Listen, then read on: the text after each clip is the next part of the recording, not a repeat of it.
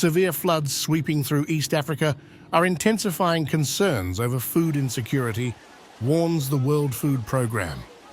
Ethiopia, Kenya, and Somalia are grappling with devastating floods exacerbated by the El Niño phenomenon. The situation remains critical as these floods continue to wreak havoc, posing a significant threat to the already precarious hunger crisis in the affected areas.